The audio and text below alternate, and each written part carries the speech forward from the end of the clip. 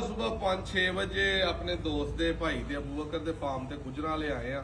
मसला की बनया, गां 2-3 दिन पहलों आई है ते गां टपदी ही कोठे ते छाला मारन डई। की करदी है बकर भाई? चुआई टाइम टपदी ही तंग चंगा हुण हिली भी होए की होया इहनूं?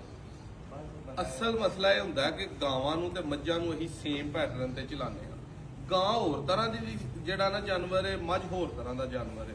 ਮੱਝ ਰੱਜੀ ਹੋਏ ਤੇ ਖੁਸ਼ ਹੋ ਕੇ ਮਿਲਦੀ ਏ, ਗਾਂ ਭੁੱਖੀ ਹੋਏ ਤੇ ਚੁਆਈ ਟਾਈਮ ਉਹਦੇ ਅੱਗੇ ਪੱਠੇ ਛੱਡੇ ਪਾਓ, ਚਾਰਾ ਸ਼ਾਰਾ ਪਾਓ, ਫਿਰ ਉਹ ਸਹੀ ਮਿਲਦੀ ਏ। ਤੇ ਨਵੀਂ ਜਗ੍ਹਾ ਤੇ ਗੋਕਾ ਮਾਲ ਜਿਹੜਾ ਗਾਵਾਂ ਨੇ 2-4-5 ਦਿਨ ਹਫਤਾ ਐਡਜਸਟ ਹੁੰਦਿਆਂ ਲੈਂਦਾ, ਫਿਰ ਵੀ ਆਹਿਸਤਾ ਆਹਿਸਤਾ ਗਾਂ ਦੀ ਫਿਤਰਤ ਹੈ ਕਿ ਇਹਨੇ ਹਿੱਲਣਾ ਹੀ ਹਿੱਲਣਾ, ਮੂਤਰਨਾ ਵਿੱਚ ਗੋਹਾ ਕਰਨਾ, ਉਹ ਚੀਜ਼ਾਂ ਸਾਰੀਆਂ ਗਾਂ ਦੇ ਦੁੱਧ ਦੇ ਨਾਲ ਚੱਲਣੀਆਂ ਪੈਂਦੀਆਂ। ਇਹ ਮੁੰਡਾ ਨਾਲ ਆਂਦਾ ਡੇਰੇ ਤੋਂ, ਠੀਕ ਹੈ, ਸਾਹਮਣੇ ਬੈਠਾ ਤੇ ਇੱਕ ਲੱਤ ਵੀ ਇਹਨੇ ਹਿਲਾਈ ਹੋਏ ਪੂਰੀ ਚੁਆਈ 'ਚ ਬਕਰ ਭਾਈ ਤੁਹਾਡੇ ਸਾਹਮਣੇ ਬੈਠਾ, ਹੱਥੇ ਨਹੀਂ ਲੱਗੀ। ਅਸੀਂ ਗੱਬਨ ਲਈ, ਇਹਦੀ ਗੱਬਨ ਦੀ ਵੀਡੀਓ ਲੱਗੀ ਸੀ, ਵੇਖੀਏ ਤੁਸੀਂ।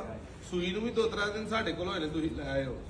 ਸਾਡੇ ਕੋਲ ਵੀ 1-2 ਦਿਨ ਟੱਪੀ ਹੈ, ਲੇਕਿਨ ਆਹਿਸਤਾ ਆਹਿਸਤਾ ਜਾਨਵਰ ਫਿਰ ਜਦੋਂ ਤੁਸੀਂ ਉਹਦੀ ਦੇਖਭਾਲ ਕਰਦੇ ਹੋ ਐਡਜਸਟ ਹੋ ਜਾਂਦਾ। ਇਹ ਗਾਂ ਦੋਸਤੋ ਤਕਰੀਬਨ 25 ਕਿਲੋ ਦੁੱਧ ਈਜ਼ੀਲੀ ਜਿਹੜਾ ਨਾ ਉਹ ਦੇਣ ਵਾਲੀ ਹੈ। ਪਿਛਲੇ ਸੂਏ ਪਹਿਲਾਂ ਵੀ ਇਹਦਾ 25-26 ਕਿਲੋ ਦੁੱਧ ਆਇਆ ਸੀ। ਬਾਕੀ ਤੁਹਾਨੂੰ ਬਕਰ ਭਾਈ ਦੇ ਫਾਰਮ ਤੇ ਮੱਝਾਂ ਦਾ ਜ਼ਰਾ ਸ਼ੌਕ ਕਰਵਾਨੇ ਆ, ਜਿਹੜੀਆਂ ਮੱਝਾਂ ਆਈਆਂ ਨੇ। ਇੱਧਰ ਆਓ ਜ਼ਰਾ ਬਕਰ ਭਾਈ, ਮੱਝਾਂ ਦਾ ਸ਼ੌਕ ਕਰਾਓ ਆਪਣੀਆਂ ਦਾ। ਮੱਝ ਇਹਨਾਂ ਦੀ ਬੜੀ ਸੋਹਣੀ, ਇਹ ਕਿੱਥੋਂ ਆਈ ਹੈ ਤੇ ਕਿੰਨਾ ਦੁੱਧ ਕਰਦੀ ਰਹੀ ਹੈ? ਇਹ ਮੇਰੇ ਕੋਲ 20 ਕਿਲੋ ਦੁੱਧ ਕਰਦੀ ਰਹੀ ਏ। ਇਹ ਇੱਥੋਂ ਹੀ ਲਈ ਏ, ਪਿਆਰ ਵਾਲੇ ਜੀ ਨੇ ਆਪਣੇ, ਉਹਨਾਂ ਕੋਲ ਲਈ ਏ। ਬੜੀ ਸੋਹਣੀ ਮੱਝ। ਇਹ ਮੱਝ ਦਾ ਕੀ ਹਿਸਾਬ ਹੈ?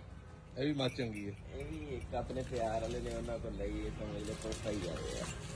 ਮੱਝ ਆ ਤੁਹਾਡੀ ਸਾਰਿਆਂ ਨਾਲੋਂ ਜਿਹੜੀ ਹੈ ਨਾ ਉਹ ਮੈਨੂੰ ਪਸੰਦ ਆਈ ਹੈ, ਬੜੀ ਬਰੀਕ ਮੱਝ ਹੈ। ਇਹਦੇ ਕੋਲ ਕਿੰਨਾ ਦੁੱਧ ਹੈ ਹੁਣ? ਇਹਦੇ ਕੋਲ ਹੈ ਹੁਣ 16 ਕਿਲੋ ਦੁੱਧ। ਉਂਝ ਜਦੋਂ ਸੱਜਰ ਸੀ ਇਹ ਤਾਂ ਸਾਡੇ ਕੋਲ ਜਾਮ ਮਾਰ ਗਿਆ ਸੀ। ਇਹ ਦੁੱਧ ਵਾਵਾ ਕਰਦੀ ਰਹੀ ਏ, ਦੁੱਧ ਨਾਲ ਵਾਵਾ ਰਜਾਇਆ।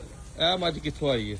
ਇਹ ਤੁਹਾਡੇ ਕੋਲ ਆਈ ਏ। ਇਹਦਾ ਕੀ ਦੁੱਧ? ਇਹਦਾ ਹੈ 16 ਕਿਲੋ ਦੁੱਧ, 16-17। ਲਓ ਜੀ, ਇਹ ਜੇ 17 ਕਿਲੋ ਦੁੱਧ ਜੇਠ ਦੇ ਵਿੱਚ ਇਸ ਮੱਝ ਦੇ ਕੋਲ ਵੀ।